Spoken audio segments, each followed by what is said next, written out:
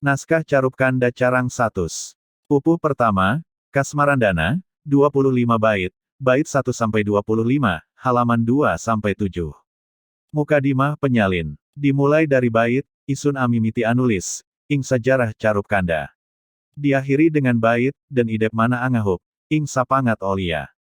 Di dalam mukadimah ini, penyalin menjelaskan penulisan naskah Sajarah Carup Kanda Carang Satus dimulai pada pukul 4 sore, hari Ahad, atau Minggu Kliwon, tanggal 15 Rayap tahun Jim Akhir, 1346 Hijriah, tanggal 8 Januari tahun 1928 Masehi. Penulisan dilakukan sambil mengajar dan belajar bersama anak-anak, seperti belajar juz amat turutan, mengeja aksara yang jumlahnya sebanyak 30 huruf hijaiyah. Selanjutnya membaca Al-Quran supaya mudah pembelajarannya sesuai dengan yang sudah berlaku di kalangan para pendahulu sebagaimana orang kuna mengajarkan dengan cara seperti itu. Dalam penyalinan, penyalin tidak menambahkan apapun ke dalam teks, karena penyalinan melakukannya hanya untuk mengisi kekosongan waktu. Penyalin punya anak sejumlah 5 orang, yaitu Siti Rufiah, Syarifuddin, Syihabuddin, Siti Masnuah, dan Arifuddin. Semoga Allah SWT menerangi jalan hidup mereka, memanjangkan umurnya, berkenan memberikan anugerah, menerangkan hati mereka agar paham Al-Quran yang mereka baca.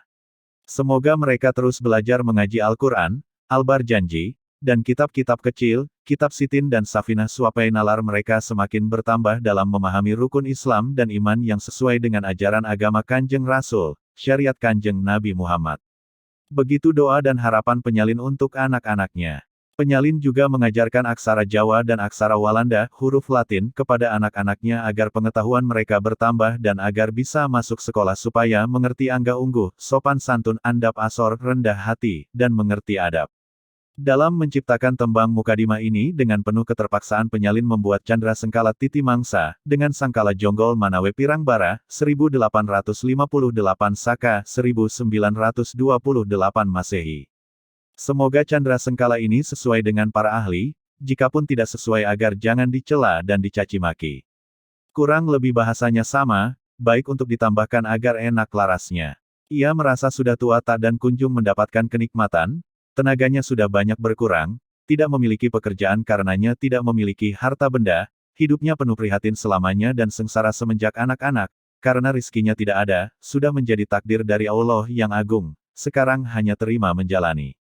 Penyalin memohon kepada Allah semoga mendapatkan berkah dari guru, raja, bapak, dan ibu, dan mendapatkan syafaat dari Rasulullah.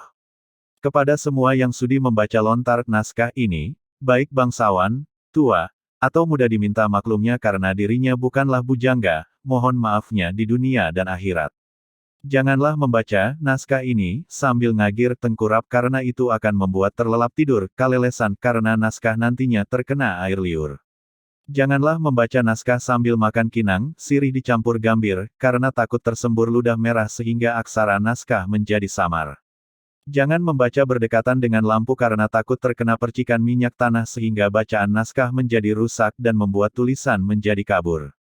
Jangan membaca sambil merokok karena takut kejatuhan latunya, bara api percikan dari rokok, sehingga kertas naskah menjadi berlubang dan bacaan menjadi cacat.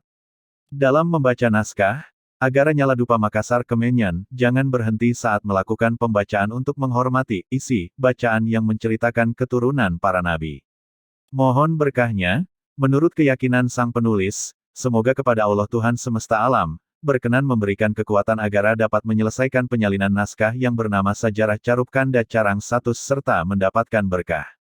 Syarif Maulana, Sunan Gunung Jati. Penyalinan cerita sejarah masa lalu ini dimaksudkan agar anak cucu mendapatkan berkah dan syafaat yang berawal dari kecintaan dalam menulis untuk menceritakan kisah para keturunan yang agung, yang sangat baik untuk bahan pengingat bagi orang-orang sudi membacanya. Agar terus meneruskan pembacaan naskah ini karenanya naskah ini diringkas pembahasannya supaya cepat dipahami.